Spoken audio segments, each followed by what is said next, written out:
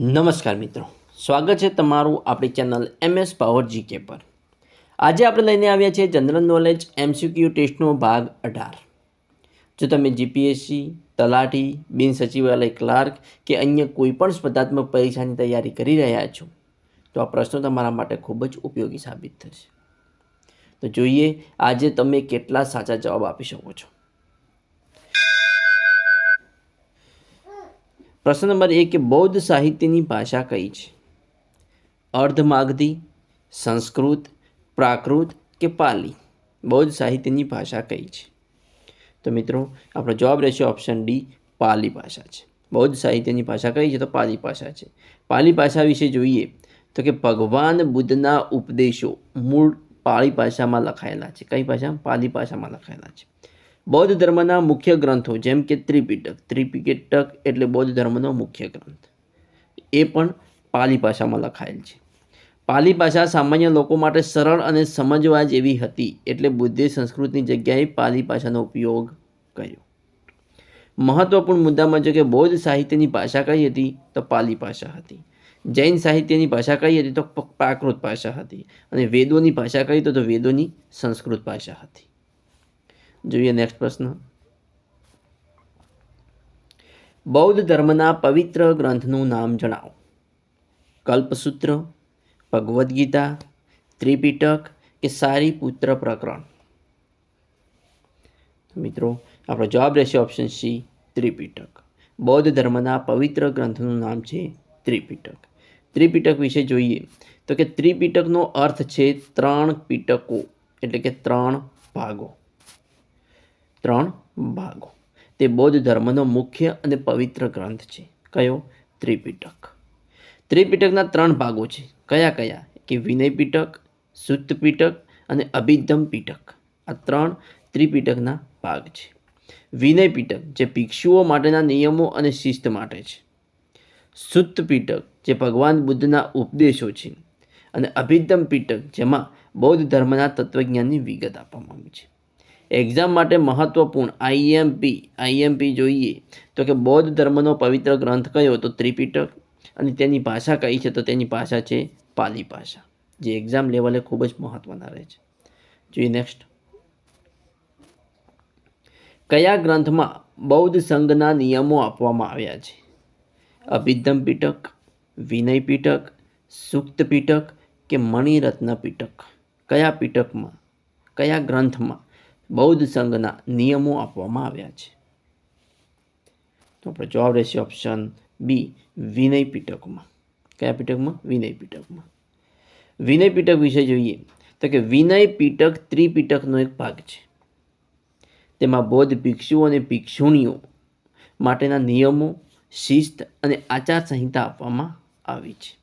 વિનય પિટકમાં શું આપવામાં આવ્યું છે? કે નિયમો, શિસ્ત અને આચાર સંહિતા આપવામાં આવી છે। બૌદ્ધ સંઘ કેવી રીતે ચલાવવો અને સભ્યોનું વર્તન કેવું હોવું જોઈએ તે અંગે વિગતવાર માહિતી આપવામાં આવી છે। એક્ઝામ લેવલના મોસ્ટ આઈએમપી પોઈન્ટ જોઈએ તો કે બૌદ્ધ સંઘના નિયમો ક્યાંમાં આવેલા છે? તો વિનય પિટકમાં આવેલા છે। બુદ્ધના ઉપદેશો શામાં આવેલા છે? તો સુક્ત પિટકમાં આવેલા છે। અને તત્વજ્ઞાન અભિધમ્મ પિટકમાં આવેલ છે। જોઈએ નેક્સ્ટ। મિત્રો જો તમને આ પ્રશ્નો પસંદ આવી રહ્યા હોય અને તમારી તૈયારીમાં મદદરૂપ થતા હોય તો વિડીયોને અત્યારે જ લાઈક કરી દો। જો તમે ચેનલ પર નવા હો તો નીચે આપેલું સબસ્ક્રાઈબ બટન દબાવી બેલ આઇકન જરૂરથી ઓન કરજો, જેથી આવનારો ભાગ 19ની અપડેટ તમને સૌથી પહેલાં મળે। તો ચાલો આગળના પ્રશ્ન જોઈએ કે ઇન્ડો ગ્રીક શાસક મિનેન્ડર અને બૌદ્ધ તત્વજ્ઞાની નાગસેન વચ્ચેનો સંવાદ કયા ગ્રંથમાં દર્શાવ્યો છે? મિલિનાગ પન્હો, મિલિંદ પન્હો, નાગસેન પન્હો કે મિલિસેન પન્હો? તો આપણો જવાબ રહેશે ઓપ્શન બી, મિલિંદ પન્હો। મિલિંદ પન્હો વિશે જોઈએ તો કે મિલિંદ પન્હોનો અર્થ છે મિલિંદના પ્રશ્નો। મિલિંદના પ્રશ્નો। આ ગ્રંથમાં એટલે કે મિલિંદ પન્હો ગ્રંથમાં રાજા મિનેન્ડર દ્વારા પૂછાયેલા પ્રશ્નો અને નાગસેન દ્વારા આપવામાં આવેલા જવાબો દર્શાવવામાં આવ્યા છે। કોના? મિનેન્ડર દ્વારા પૂછાયેલા પ્રશ્નો અને નાગસેન દ્વારા આપવામાં આવેલા જવાબો દર્શાવવામાં આવેલા છે મિલિંદ પન્હોમાં। આ ગ્રંથ બૌદ્ધ તત્વજ્ઞાન સમજવા માટે ખૂબ મહત્વપૂર્ણ છે. એક્ઝામ લેવલે મોસ્ટ આઈએમપી પોઈન્ટ જોઈએ તો કે મિનેન્ડર અને નાગસેનનો સંવાદ શામાં આવેલો છે? તો મિલિંદ પન્હોમાં આપેલો છે. અને મિનેન્ડરનું બીજું નામ શું છે? તો મિલિંદ. શું છે? મિલિંદ. જોઈએ નેક્સ્ટ પ્રશ્ન. સંસ્કૃતમાં લખાયેલા જાણીતા બૌદ્ધ ગ્રંથ બુદ્ધ ચરિતના કર્તા કોણ હતા? સામઘોષ, નાગસેન, અશ્વઘોષ કે અશ્વમિહિર? તો આપણો જવાબ રહેશે ઓપ્શન સી, અશ્વઘોષ. સંસ્કૃતમાં લખાયેલા જાણીતા બૌદ્ધ ગ્રંથ બુદ્ધ ચરિતના કર્તા કોણ હતા? તો અશ્વઘોષ હતા. જોઈએ આગળ તો કે અશ્વઘોષ પ્રસિદ્ધ બૌદ્ધ કવિ અને તત્વજ્ઞાની અને વિદ્વાન હતા. તેમણે બુદ્ધ ચરિત ગ્રંથમાં ભગવાન બુદ્ધના જીવનનું સુંદર કાવ્યરૂપ વર્ણન કર્યું છે. કયા ગ્રંથમાં? બુદ્ધ ચરિત ગ્રંથમાં. અને આ ગ્રંથ એટલે કે બુદ્ધ ચરિત ગ્રંથ સંસ્કૃત ભાષામાં લખાયેલો મહત્વપૂર્ણ બૌદ્ધ સાહિત્યનો ભાગ છે. એક્ઝામ લેવલે આઈએમપી પોઈન્ટ જોઈએ તો કે બુદ્ધ ચરિતના રચયિતા કોણ છે? તો અશ્વઘોષ છે. તેની ભાષા કઈ છે? બુદ્ધ ચરિતની ભાષા કઈ છે? તો સંસ્કૃત ભાષા છે. કઈ ભાષા છે? સંસ્કૃત ભાષામાં લખાયેલ છે. અને તેનો વિષય છે ભગવાન બુદ્ધનું જીવન વર્ણન. ભગવાન બુદ્ધનું જીવન વર્ણન શેમાં વર્ણવેલું છે? તો એ બુદ્ધ ચરિતમાં વર્ણવેલું છે. જોઈએ નેક્સ્ટ. કયો યુગ કાવ્ય અને નાટકનો સુવર્ણ યુગ કહેવાય છે? ગુપ્ત યુગ, મૌર્ય યુગ, શક્ય યુગ કે કુષાણ યુગ?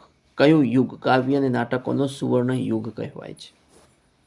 તો આપણો જવાબ રહેશે ઓપ્શન એ, ગુપ્ત યુગ, જે કાવ્ય અને નાટકનો સુવર્ણ યુગ કહેવાય છે.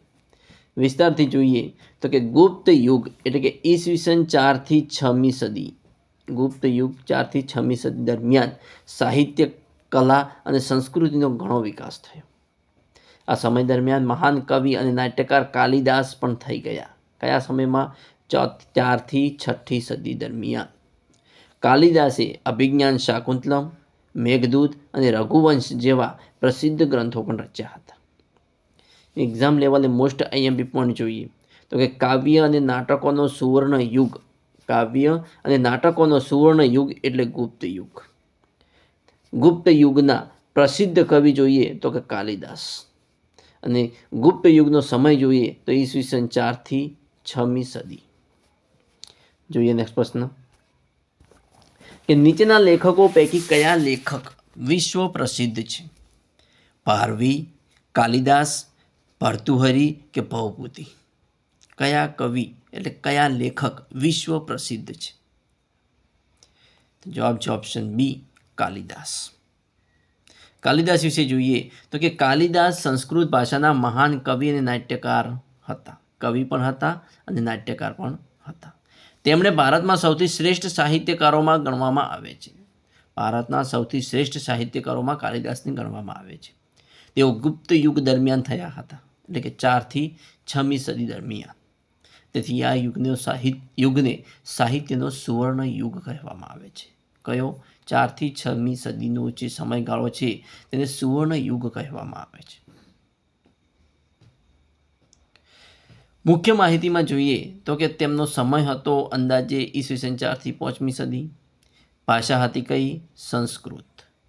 અને તેમની ઉપાધિ કઈ મળી? તો ભારતના શેક્સપિયર તરીકે ઓળખાય છે કાલિદાસ. કાલિદાસ ભારતના શેક્સપિયર તરીકે ઓળખાય છે. મિત્રો, આ એક્ઝામ લેવલે મોસ્ટ આઈએમપી પ્રશ્ન છે કે ભારતના શેક્સપિયર તરીકે કાલિદાસ ઓળખાય છે.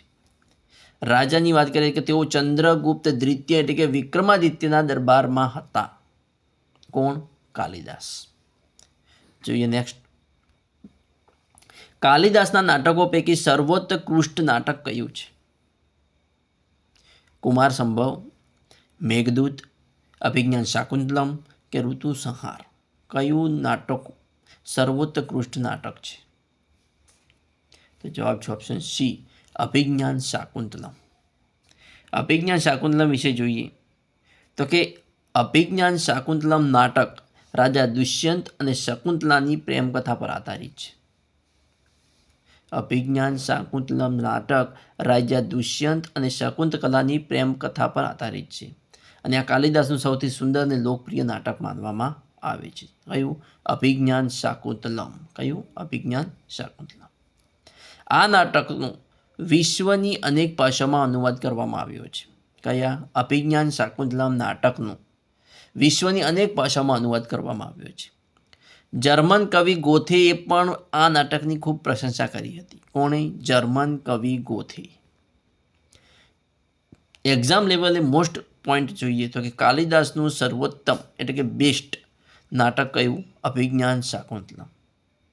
અને તેનો વિષય શું છે? તો કે દુષ્યંત અને શકુંતલાની પ્રેમ કથા. જોઈએ નેક્સ્ટ પ્રશ્ન. સમ્રાટ હર્ષવર્ધનનું જીવન ચરિત્ર હર્ષચરિત કોણે લખ્યું છે? ભારવીએ, ભવભૂતિએ, ભર્તુહરિએ કે બાણભટ્ટે? કોણે લખ્યું છે? જવાબ છે ઓપ્શન ડી, બાણભટ્ટે લખ્યું છે. સમ્રાટ હર્ષવર્ધનનું જીવન ચરિત્ર હર્ષચરિત બાણભટ્ટે લખ્યું છે. બાણભટ્ટ સમ્રાટ હર્ષવર્ધનના દરબારી કવિ હતા. સમ્રાટ હર્ષવર્ધનના દરબારી કવિ કોણ હતા? તો બાણભટ્ટ હતા. તેમણે સંસ્કૃત ભાષામાં હર્ષચરિત ગ્રંથ લખ્યો હતો. કયો?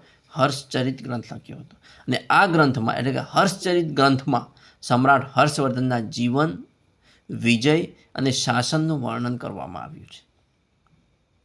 એક્ઝામ લેવલે મોસ્ટ આઈએમપી પોઈન્ટ જોઈએ તો કે હર્ષચરિતના રચયિતા કોણ છે? તો હર્ષચરિતના રચયિતા છે બાણભટ્ટ. હર્ષચરિતનો વિષય શું છે? તો કે સમ્રાટ હર્ષવર્ધનનું જીવન. અને તેની ભાષા કઈ ભાષામાં લખાયેલું છે? તો સંસ્કૃત ભાષામાં લખાયેલું છે. જોઈએ આગળ કે ઉત્તરામચરિતના કર્તા કોણ છે? કાલિદાસ, ભવભૂતિ, ભારવી કે માધ? ઉત્તરામચરિતના કર્તા કોણ છે? તો આપણો જવાબ રહેશે ઓપ્શન બી, ભવભૂતિ. ઉત્તરામચરિતના કર્તા કોણ છે? ભવભૂતિ. વિગતથી જોઈએ તો કે ભવભૂતિ સંસ્કૃતના પ્રસિદ્ધ કવિ અને નાટ્યકાર હતા. શાના? સંસ્કૃતના. મોસ્ટ હવે મિત્રો યાદ રાખવાની જરૂર છે ખાસ કે ભવભૂતિ કયા વિષયના એટલે કે સંસ્કૃતના પ્રસિદ્ધ કવિ અને નાટ્યકાર હતા. ઉત્તરામચરિતમાં ભગવાન રામના જીવનના ઉત્તર ભાગનું વર્ણન છે.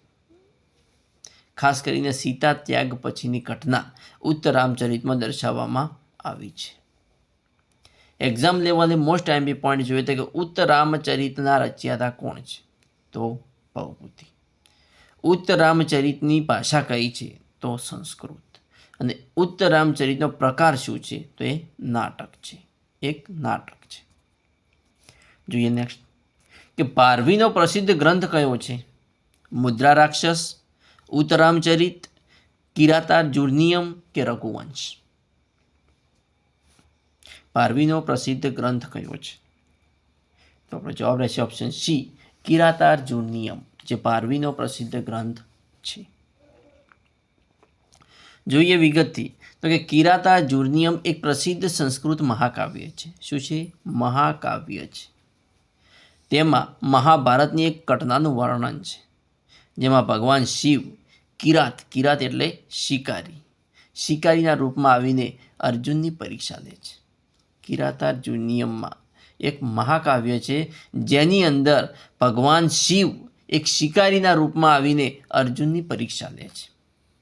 આ ગ્રંથ તેની ઉચ્ચ કાવ્ય શૈલી અને ગહન અર્થ માટે પ્રસિદ્ધ છે. એક્ઝામ લેવલે મોસ્ટ આઈએમપી પોઈન્ટ જોઈએ તો કે ભારવીનો પ્રસિદ્ધ ગ્રંથ જોઈએ તો કિરાતાર્જુનીયમ. ભારવીનો પ્રસિદ્ધ ગ્રંથ કિરાતાર્જુનીયમ, જેમાં ભગવાન શિવ શિકારીના રૂપમાં આવીને અર્જુનની પરીક્ષા લે છે. તેનો પ્રકાર છે મહાકાવ્ય અને તેની લખવાની ભાષા છે સંસ્કૃત. જોઈએ નેક્સ્ટ પ્રશ્ન. નીચેના પૈકી કઈ કૃતિ બાણભટ્ટની છે? મૃચ્છકટિકમ, મુદ્રા રાક્ષસ, ગીત ગોવિંદ કે કાદંબરી? કઈ કૃતિ બાણભટ્ટની છે? તો જવાબ રહેશે ઓપ્શન ડી, કાદંબરી. કાદંબરી કૃતિ જે બાણભટ્ટની છે. વિગતથી જોઈએ તો કે બાણભટ્ટ રચયિતા કોણ છે? બાણભટ્ટ. કાદંબરીના રચયિતા બાણભટ્ટ. કઈ ભાષામાં લખાયેલ છે? સંસ્કૃત ભાષામાં લખાયેલ છે. અને તેનો પ્રકાર જોઈએ તો ગદ્ય કાવ્ય છે. શું છે? ગદ્ય કાવ્ય છે. પૂર્ણ કોણે કર્યું? તો બાણભટ્ટના મૃત્યુ પછી તેમના પુત્ર ભૂષણ ભટ્ટે તેને પૂર્ણ કર્યું હતું. કોણે પૂર્ણ કર્યું હતું? ભૂષણ ભટ્ટે. શું? કાદંબરી, જે એક ગદ્ય છે જેને બાણભટ્ટના મૃત્યુ પછી એમના દીકરા ભૂષણ ભટ્ટે તેને પૂરું કર્યું હતું. કાદંબરી એક પ્રેમકથા પર આધારિત છે. શું છે? કાદંબરી એક પ્રેમકથા પર આધારિત છે. તેમાં ચંદ્રપીડ અને કાદંબરીની પ્રેમકથા અને પુનર્જન્મની વાતો વર્ણવવામાં આવી છે. એક્ઝામ લેવલે મોસ્ટ આઈએમપી પોઈન્ટ જોઈએ તો કે કાદંબરીના રચયિતા કોણ છે? તો બાણભટ્ટ. કાદંબરીના રચયિતા કોણ છે? બાણભટ્ટ. હર્ષચરિતના રચયિતા કોણ છે? તો બાણભટ્ટ. અને બાણભટ્ટ કયા રાજાના દરબારી કવિ હતા? તો હર્ષવર્ધનના દરબારી કવિ હતા. જોઈએ આગળ કે નીચેના પૈકી કઈ કૃતિ વિશાખ દત્તની છે? મુદ્રા રાક્ષસ, ઋતુ સંહાર, કિરાતાર્જુનીયમ કે દસકુમાર ચરિત? કઈ કૃતિ વિશાખ દત્તની છે? તો આપણો જવાબ રહેશે ઓપ્શન એ, મુદ્રા રાક્ષસ કૃતિ વિશાખ દત્તની છે. મુદ્રા રાક્ષસ વિશે વિગતથી જોઈએ તો મુદ્રા રાક્ષસ એક પ્રસિદ્ધ સંસ્કૃત નાટક છે. શું છે? નાટક છે. અને આ નાટકમાં ચાણક્ય અને ચંદ્રગુપ્ત મૌર્યની રાજકીય કૌશલ્ય અને નંદવંશના અંતનું વર્ણન કરવામાં આવ્યું છે. તેમાં ચાણક્ય કેવી રીતે રાક્ષસ એટલે કે નંદ રાજાના મંત્રીને ચંદ્રગુપ્તના પક્ષમાં લાવે છે તે બતાવવામાં આવ્યું છે. મુદ્રા રાક્ષસમાં ચાણક્ય કેવી રીતે રાક્ષસ એટલે કે નંદ રાજાના મંત્રીને ચંદ્રગુપ્તના પક્ષમાં લાવે છે તે દર્શાવવામાં આવ્યું છે. એક્ઝામ લેવલે મોસ્ટ આઈએમપી પોઈન્ટ જોઈએ તો કે મુદ્રા રાક્ષસના રચયિતા, તો મુદ્રા રાક્ષસના રચયિતા છે વિશાખ દત્ત, જેનો પ્રકાર છે મુદ્રા રાક્ષસ એક નાટક છે અને તેનો વિષય છે ચંદ્રગુપ્ત મૌર્ય અને ચાણક્ય. જોઈએ નેક્સ્ટ, આગળ વધીએ કે નીચેના પૈકી કઈ કૃતિ શુદ્રકની છે? કાદંબરી, મૃચ્છકટિકમ, પંચતંત્ર કે રઘુવંશમ? કઈ કૃતિ શુદ્રકની છે? તો આપણો જવાબ રહેશે ઓપ્શન બી, મૃચ્છકટિકમ. મૃચ્છકટિકમ કૃતિ જે શુદ્રકની છે. વિગતથી જોઈએ તો મૃચ્છકટિકમ એક પ્રસિદ્ધ સંસ્કૃત નાટક છે. શું છે? મૃચ્છકટિકમ પણ એક નાટક છે. અને મૃચ્છકટિકમનો અર્થ થાય છે માટીની નાની ગાડી. માટીની નાની ગાડી. મૃચ્છકટિકમનો શું અર્થ થાય છે? તો માટીની નાની ગાડી. આ નાટકમાં ચારુદત્ત એક ગરીબ બ્રાહ્મણ અને વસંત સેના એટલે નૃત્યંગનાની પ્રેમકથા આવી છે. ચારુદત્ત અને વસંત સેનાની પ્રેમકથા દર્શાવવામાં આવી છે. તેમાં તે સમયના સમાજ અને જીવનનું સુંદર વર્ણન કરવામાં આવ્યું છે. મિત્રો જોઈએ એક્ઝામ લેવલે મોસ્ટ આઈએમપી કે મૃચ્છકટિકમના રચયિતા કોણ છે? મૃચ્છકટિકમના રચયિતા છે શુદ્રક. જે મૃચ્છકટિકમનો પ્રકાર છે નાટક અને તેની ભાષા છે સંસ્કૃત અને તેનો અર્થ થાય છે માટીની નાની ગાડી. જોઈએ આગળ કે દંડીની પ્રસિદ્ધ કૃતિ કઈ છે? મુદ્રા રાક્ષસ, રઘુવંશમ, દસકુમાર ચરિત કે હર્ષચરિત?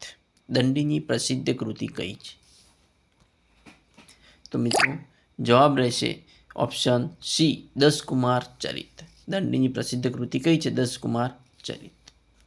વિગતથી જોઈએ તો કે દસકુમાર ચરિત સંસ્કૃત ભાષામાં લખાયેલું પ્રસિદ્ધ એક ગદ્ય કાવ્ય છે. શું છે? ગદ્ય કાવ્ય છે. દસકુમાર ચરિત એ ગદ્ય કાવ્ય છે. તેમાં 10 રાજકુમારોના સાહસ અને જીવનની વાર્તાઓ વર્ણવવામાં આવી છે. કેટલા? 10 રાજકુમારોના સાહસ અને જીવનની વાર્તાઓ વર્ણવવામાં આવી છે દસકુમાર ચરિતમાં. આ કૃતિ તેની સુંદર ભાષા અને રસપ્રદ વાર્તાઓ માટે જાણીતી છે.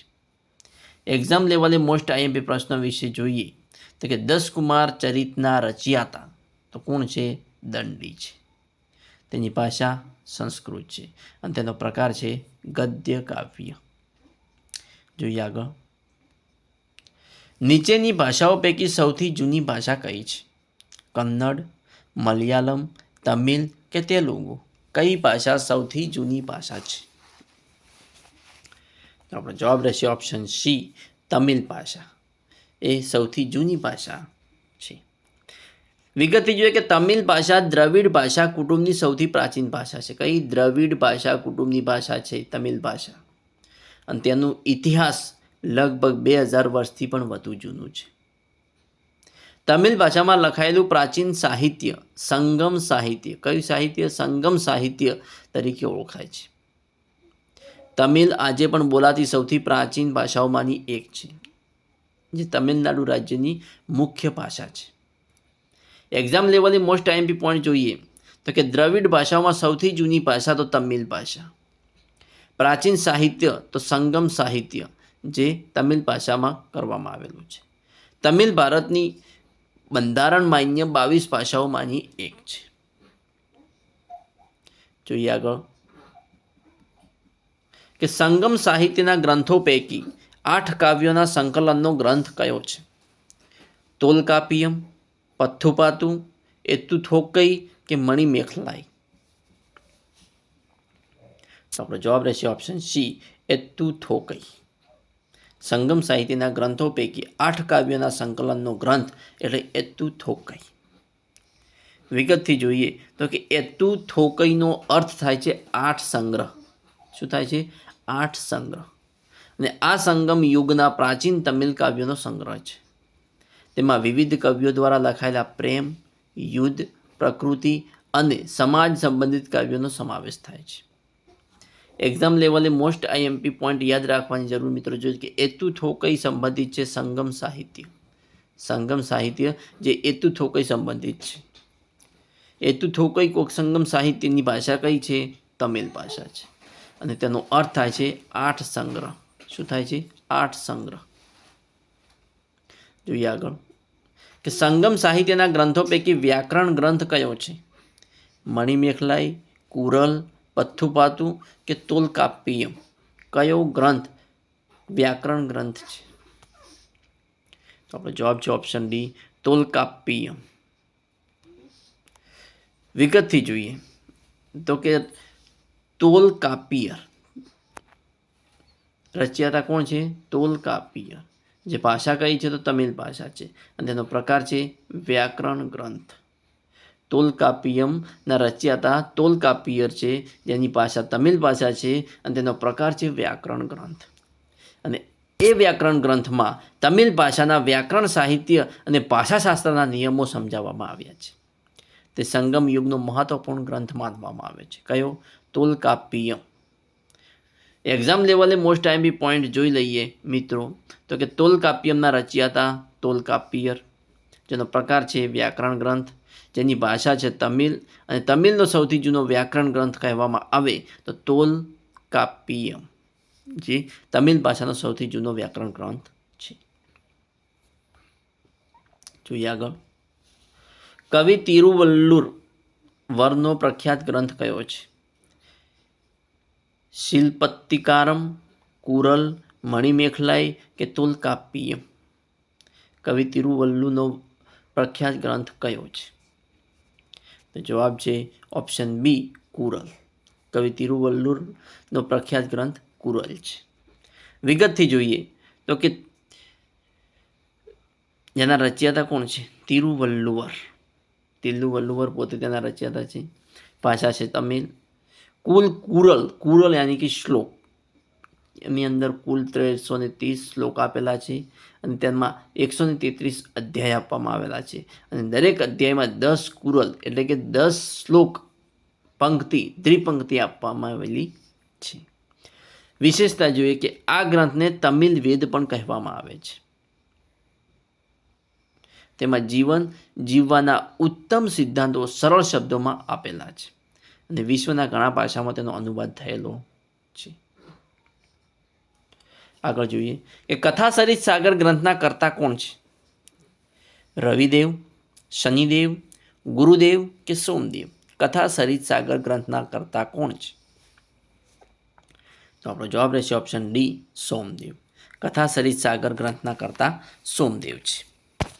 વિગતથી જોઈએ સોમદેવ વિશે તો કે સોમદેવ પ્રાચીન ભારતના પ્રસિદ્ધ સંસ્કૃત કવિ અને લેખક હતા. કવિ પણ હતા અને લેખક પણ હતા. મુખ્ય માહિતી પૂર્ણ નામ છે સોમદેવ. સમય એમનો આશરે 11મી સદી. એમનો પ્રદેશ હતો કાશ્મીર અને ભાષા હતી સંસ્કૃત.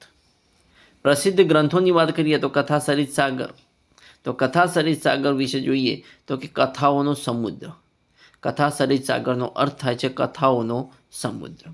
અને આ વિશ્વનો સૌથી મોટો વાર્તા સંગ્રહ ગ્રંથ છે. કયો? કથા સરિત સાગર. તેમાં રાજા રાજકુમાર, વિદ્વાન, યક્ષ, દેવ વગેરેની રસપ્રદ વાર્તાઓ છે. અને આ ગ્રંથ મૂળ બૃહદ કથા પર આધારિત છે.